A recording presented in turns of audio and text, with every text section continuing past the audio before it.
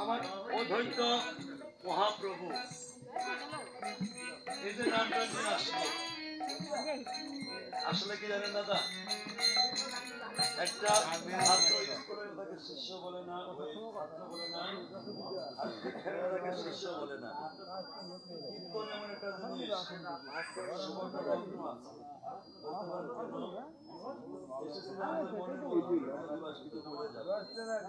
কিন্তু আমাকে এতটুকু সময় দেওয়া হলো, 12টার পর অধিবাসী প্রবেশ নাই, কারণ 12টার পর আপনারা কি করবেন, মহাপ্রভুকে নির্দেশ দেবে। আবার একটানা থাকতে সকল গ্রামবাসী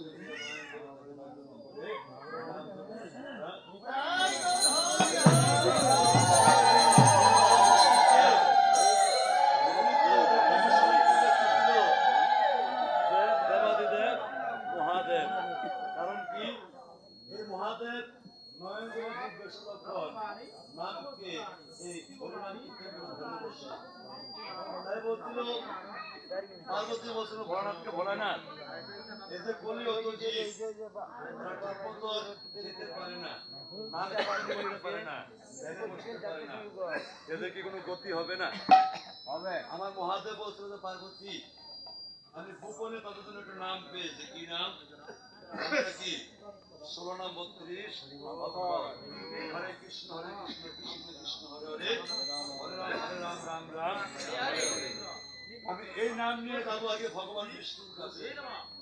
বিষ্ণুর কৃপা হয় এই নাম নিয়ে আমি যাবো পুলিয়ত জীবের ধারে ধারে। মহাদেব বিষ্ণুকে বলছে যে প্রভু এই যে নামটা আমি ধ্যানে পেলাম, এই নামে কি মুক্তি হবে না? আমার ভগবান বিষ্ণু বলছিল যে মহাদেব তুমি তোমার এই রূপ ছেড়ে দিয়ে অদ্বৈত গোস্বামী হয়ে আগে যাও, প্রত্যেকটা জীবে ধারে ধারে গিয়ে নাম কীর্তন করো। তোমার কথা যদি কেউ নাম কীর্তন না করে, আমি কথা দিলাম আমি এই বৈকুণ্ঠের রূপ ছেড়ে দিয়ে কাঙ্গাল হয়ে আমি কলিহত জীবের জন্য ভক্তের হাতে ধরবো, পায়ে ধরবো।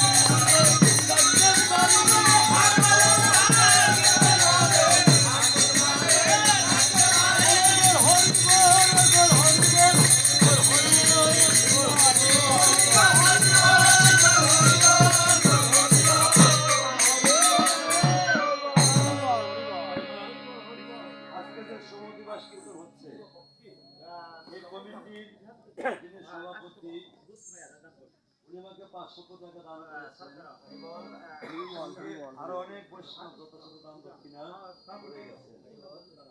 যদি এই অধিবাস কীর্তন সত্য হয়, আমি ভগবানের কাছে প্রার্থনা করি, হে প্রভু, ভক্তের মহা অধিবাস কীর্তন আসবে জীবনের শেষ বেলায়, তুমি দক্ষিণা বিনিময় পার করে দিও।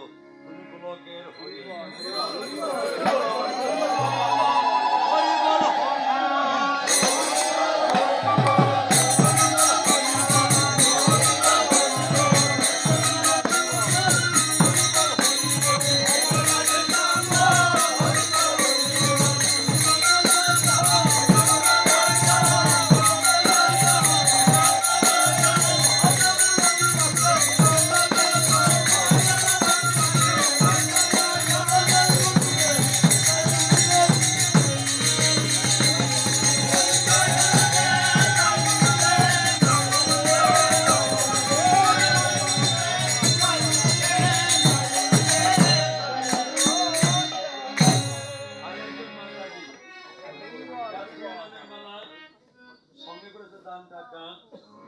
ভগবানের কাছে প্রার্থনা করি, ভগবান যে বজায় রাখে তার শিখরে এবং যে মনে বাসনা দানটা করেছে প্রত্যেকটা মনে বাসনা আমার দয়াল হরি এই যে আমার এই পাড়া সর্ব বসে মাঝে বসে। আচ্ছা মা, সময় তো হাতে বেশি নাই, অনেক আশা ছিল অনেক কীর্তন করবো, হলো না। যারা যারা অধিবাস কীর্তন চান, যারা অধিবাস কীর্তন করতেন তারা হাত তুলবেন, হাত নিয়ে তারা অধিবাস কীর্তনের বেলায় কি করতে হয়? বৃন্দাবনে বৃন্দাবনের রানীকে আমার রানী, তাই না? তাই শ্রীকৃষ্ণ বলছে, যিনি আমার প্রেমের গুরু, প্রেম করতেই চাও গুরুর চরণ ধরো, তাহলে সে লাভ করা যায় না। হাত যায় গুরু। যদি কেউ নৃত্য করতে ইচ্ছা হয় জায়গায় জায়গায় করতে পারেন, কারণ এটার মতো বৃন্দাবন আমার বাড়িতে হবে না। রাখালে রাজা বলে দে না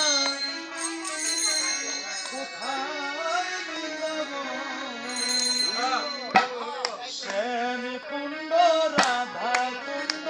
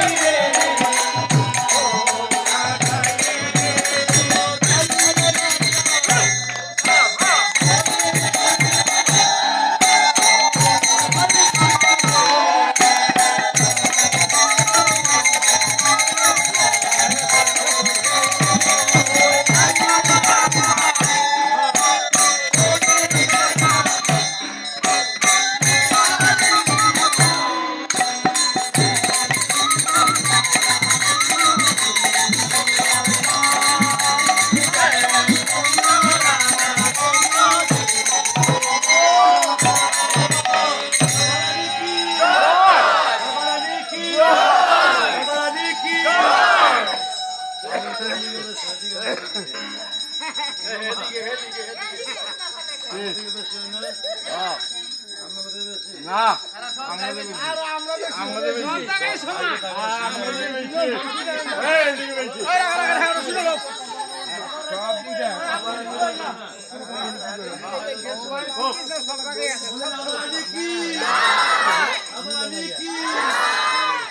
আচ্ছা মনে বলার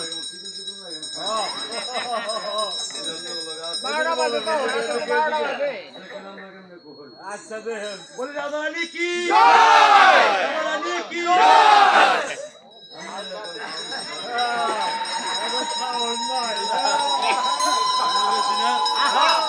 বাবু বলছে দশে মিলে করি কাজ সবাই মিলে বলবেন দাদা আলী কি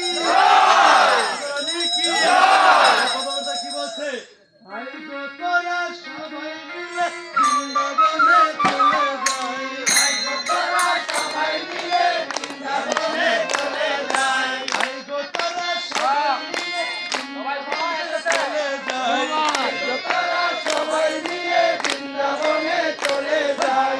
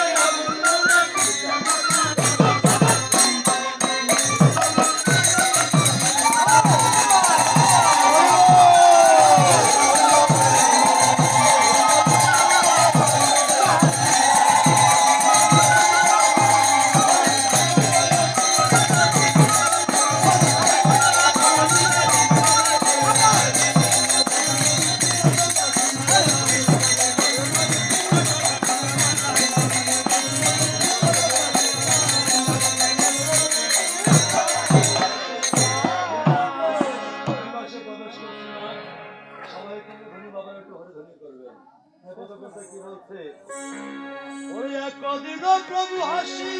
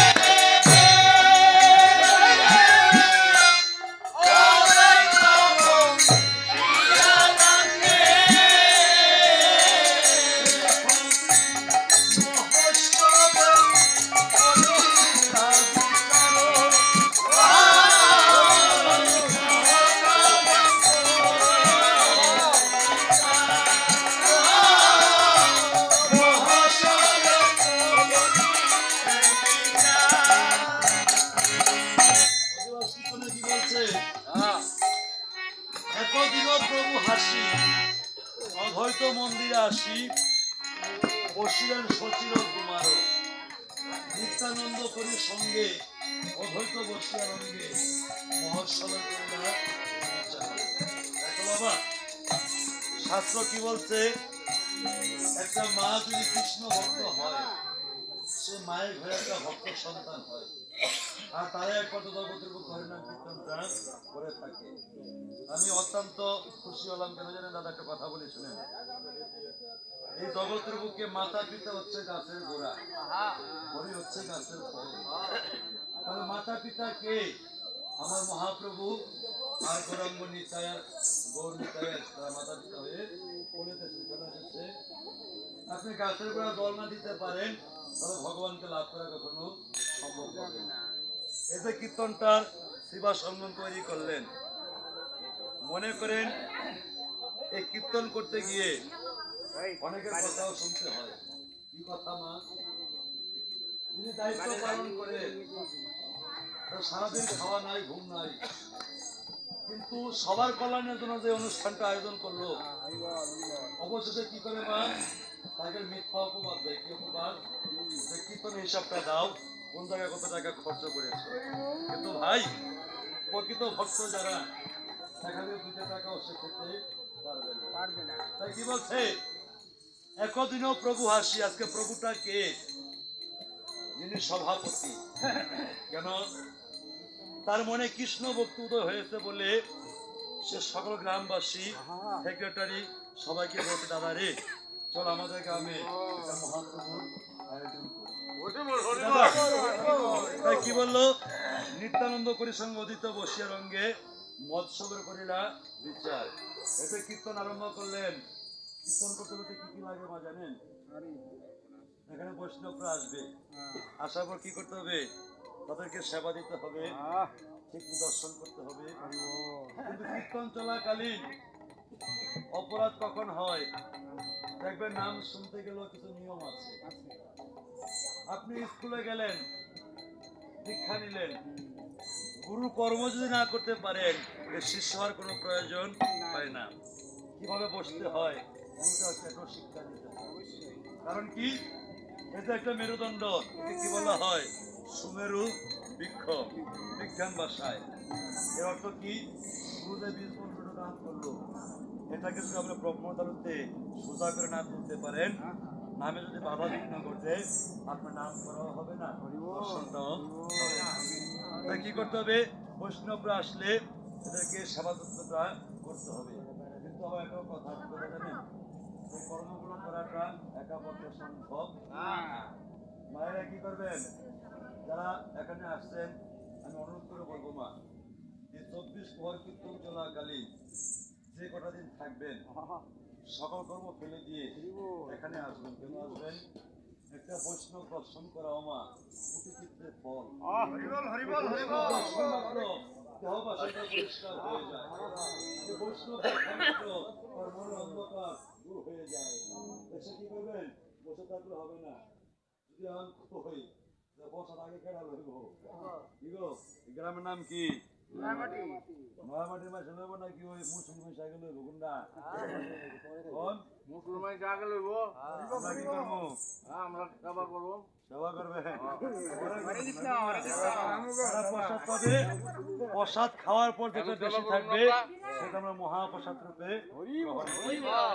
তারপর কি করতে হবে মা? শুধু করলে হবে না। এই কীর্তন কমিটি দেখবেন প্রতি বছর 200-300 করে থাল করে দেবে। কিভাবে করেন? কীর্তনে পড়া অনেক সময় জামাই করে দেয়। একটা নিচে দাদা, এটা দেও না লগা খবর নাই। কারণ কি? বাড়িতে বাড়িতে গোবর ছড়া দেয়। তাই লক্ষ্য রাখবেন, যদি এখান থেকে 2 টাকা খরচ হয়, 2 টাকা দেওয়ার জন্য কি হবে? এই মৎসবের বিচারটা পূর্ণ লাভ হবে। তারপর কি বললো? শুনিয়া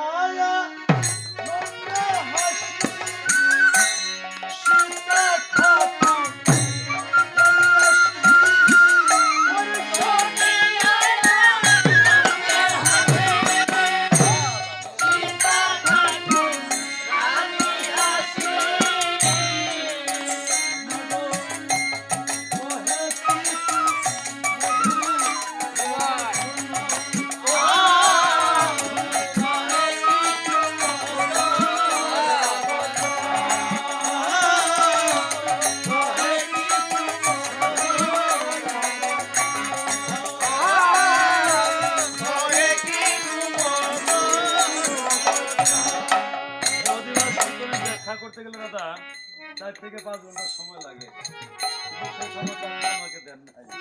তবে যাই হোক, আমি করে যাব। এই যে ঠাকুরানী সীতা, কথা বলবেন না, এই ঠাকুরানী সীতাটা কে? আপনারা দেখবেন, এই কথা বলবেন না, যে হরিবাসরে কীর্তন করতে গেলে কি করে? আগে জয় জয় সীতানন্দে ধ্বনিটা দেয়, কিন্তু প্রশ্ন জাগে না যে কলিতে সীতা ঠাকুরের এটা কেন এলো, আগে কে ছিল, কি ছিল? কীর্তনে আসলে চলে গেলেন, কীর্তন শোনা হয় না, কীর্তন থেকে সুরটা নিতে হয়, মন্দটাকে বাদ দিয়ে। এতে ঠাকুরানী সীতা কে শুনেন?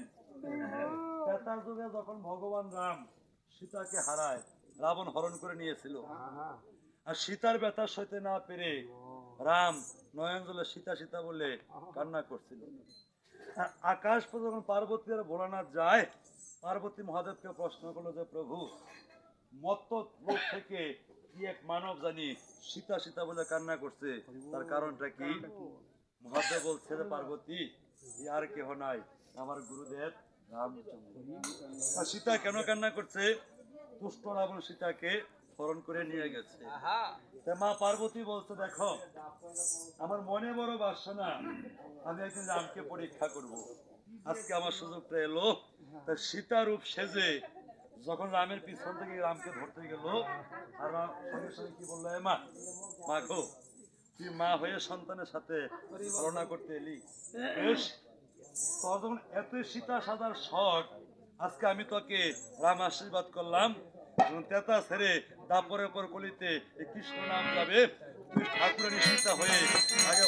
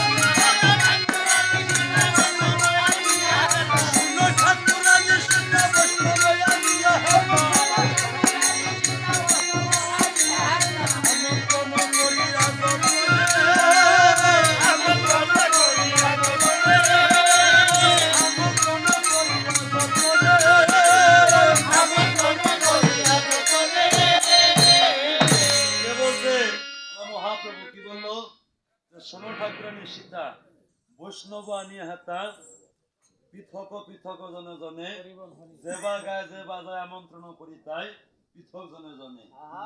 এই যে আপনারা কীর্তন কালকে থেকে নাম শুনবেন, হরিনাম পরিবেশনে